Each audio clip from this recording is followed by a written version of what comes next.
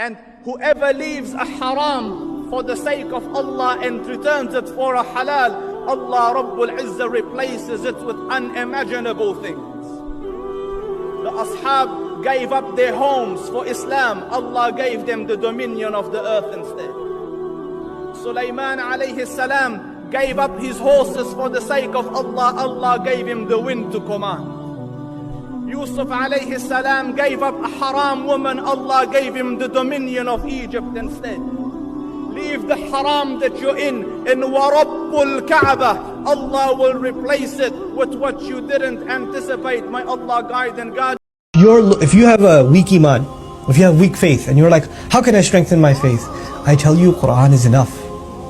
If you have a hard time fighting your temptations, you have a disease in your chest, you have a hard time killing old bad habits, Quran is enough. فِيهِ شِفَاءٌ لِمَا فِي الصُّدُورِ. It has healing for what lies in the chest. You haven't given it a chance. You've underestimated the power that it has to change you into something far better than what you are now, to transform you completely. Subhanallah. And I pray that this month, when you get a taste of this book, that taste makes you addicted to want to learn more and more and more and more about the Quran. And that addiction that you have to want to heal yourself and better yourself lasts until the last breath you take and I take on this earth. Displaying your happiness to people, your joys, the things that you got up to. Hold on a minute. The next time you're out, you're enjoying yourself with your brother, your sister, your spouse, and then you feel that impulse to put your hand in your pocket and to snap what you're doing. Hold on a minute. Just pause for a minute. Say to yourself, why am I feeling that? Why am I feeling the need to show people what I'm doing? Why am I feeling that? What made me feel that? Why is it that I need people to validate my happiness? Why do I need people to reassure me that I'm having a good time? It's as if I can't have fun unless people tell me that you're having fun. No, keep the phone there in your pocket. And realize that when you are constantly showing the world your joys, your successes, the barbecues, the vacations, what are you doing? You're bringing the eyes of people upon yourself. You are bringing their eyes upon you and your family and your money. And then you wonder why you have anxieties, why you're depressed, why you Send me back. Please send me back. I'll pray this time. I'll dump that girl this time. I won't play around with the girls no more. No more cigarettes, no more weed, no more watching things online, no more talking to the guys, no more music, no more disrespecting my parents. I will pray. Allah, please send me back. Tell these angels, hold me down for a second. Send me back, just 2 minutes. Send me back. Oh, let me die with my head on the ground in sajda. Let me die by my voice. No, you will not be able to return. They will scream, Rabbi rji'uni. Send me back, my master, please. They will say, Rabbi rji'uni. My master, send me back. Rabbi rji'uni. Send me back. Please, send me back.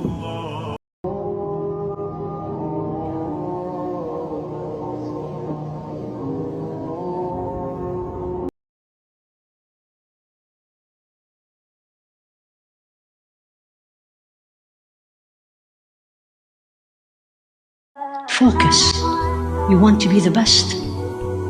You want to worship Allah. You want success in this dunya. You want success in the akhira. Don't waste your energy about everything else. Focus on Him and Him only.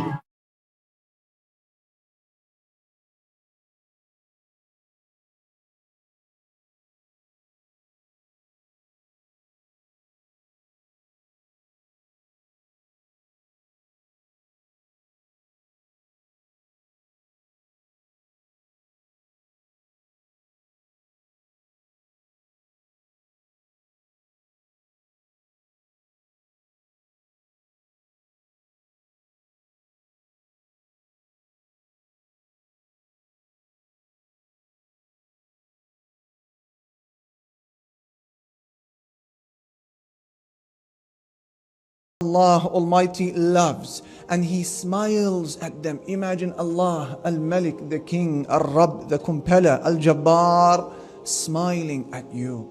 What must they have done to deserve the smile of Allah Al-Aziz, the Most Mighty? One of the three categories, he says, is a person who has a beautiful wife, a beautiful spouse, and a very comfortable soft bedding. But then in the middle of the night, he gets up and he leaves his spouse, leaves his desire to remember Allah.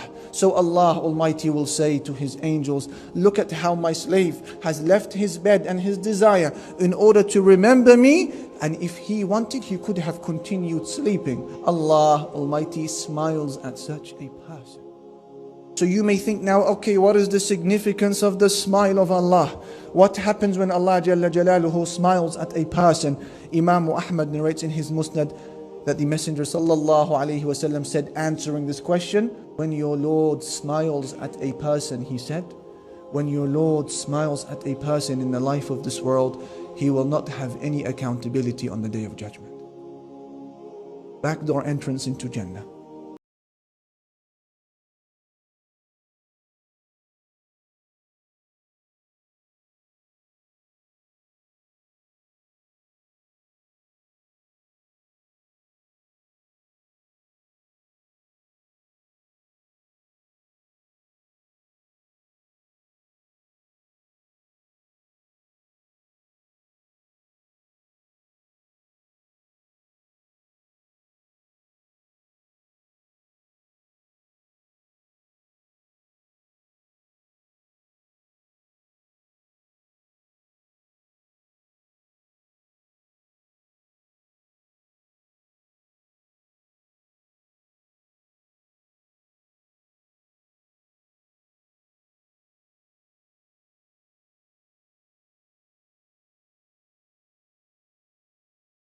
Stop music in your videos if you're Muslim, wallahi, it's not a joke.